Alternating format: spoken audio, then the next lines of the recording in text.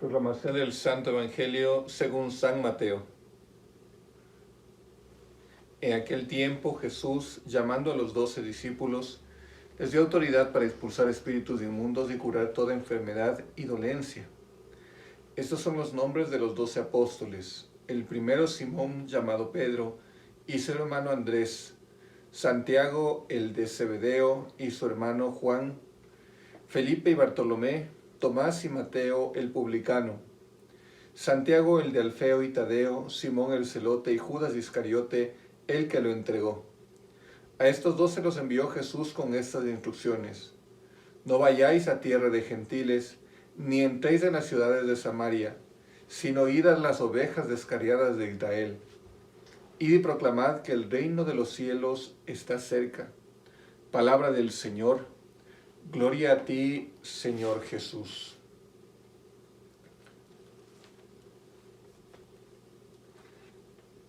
Y que estas palabras borren nuestros pecados, como dice la liturgia. Y que públicamente proclamamos los sacerdotes desde nuestro corazón, después de haber leído el Santo Evangelio. El día de hoy el Evangelio nos hace pensar en cómo el Señor llama a sus discípulos. Y la verdad es que una cosa que yo estaba meditando por lo que se encuentra uno a veces de meditaciones de otros sacerdotes, es que el Señor les llama a los 12 apóstoles para acompañarlo, para estar con Él y para hacer todo lo que se menciona en el Evangelio. Pero una cosa que uno tiene que contemplar es que el Señor los llama por su nombre.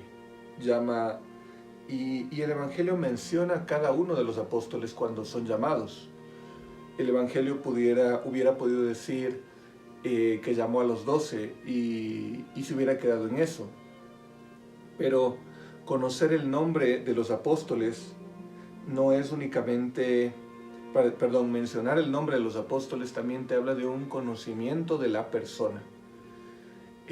Cuando Jesús nos ama a nosotros, no es que nos ama en grupo, no es que nos ama de forma grupal, sino que Jesús conoce nuestros nombres. Jesús sabe quiénes somos. Y por eso es que a sus 12 Él los conoce bien, sabe quiénes son. No es que en ese rato Él oró y dijo, bueno, tú y tú, sino que les dijo por su nombre: Juan, Andrés, Mateo. Y llamó así a cada uno. También es un ejemplo de cómo nosotros tenemos que ser con los nuestros. A veces nosotros no conocemos quiénes son los nuestros. Me refiero, puede ser un detalle pequeño, pero a veces nosotros, supongamos, yo recuerdo de una persona que se sabía el nombre de todos sus empleados. Y esto, aunque parezca un simple detalle, reflejaba el interés que él tenía de conocer sus empleados. Era el jefe de una empresa. Tenía que conocer los nombres, no necesariamente. Podría haberles llamado de cualquier manera, igual trabajaban para él, pero se aprendía los nombres. Eso puede ser algo más superficial, pero a veces la gente en estos tiempos no entiende por qué el Señor nos hace estar más encerrados, estar más en casa. Y a veces nosotros le damos características como que fuera algo malo, como que estuviéramos perdiendo algo. Pero también, cuando uno ve los signos de Dios, las personas que son de fe, deberíamos entender que el Señor nos permite estar con los nuestros porque no nos conocíamos, no sabíamos quiénes eran, no sabíamos entre nosotros quiénes éramos. Y también eso es algo grave delante de Dios, cuando un padre no conoce de su hijo. A veces hay un conocimiento muy superficial, y creo que una característica de este tiempo que yo he visto en la mayoría de familias, la gran mayoría de familias, es que no se conocen. Es que pasan poco tiempo juntos y que el poco tiempo que pasan juntos no llegan a conversar de cosas profundas. De que hay demasiado anhelo de estar viviendo una vida hacia afuera. Y también por eso es que el Señor permite la pandemia. Por ejemplo, un padre o una madre tiene que dar cuenta delante de Dios de en qué se encuentran sus hijos. Y a veces los hijos o los padres o los dos hemos convertido el hogar en una especie de hotel, en un lugar de paso.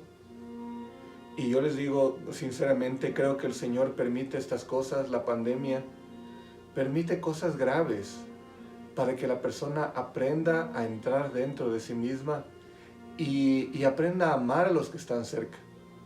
Nosotros no aprendemos a amar con los de fuera, aprendemos a amar con los de dentro. Y cuando una persona no aprende a amar a los de dentro, difícilmente va a poder amar a los de fuera. Aceptemos la santa voluntad de Dios en lo que vivimos y que el Señor nos permita realmente un día dar cuenta de que aquello que nos dio, que nos puso más cerca, verdaderamente lo amamos en su nombre. Les envío la bendición, que el Señor les acompañe en el nombre del Padre, y del Hijo, y del Espíritu Santo. Amén.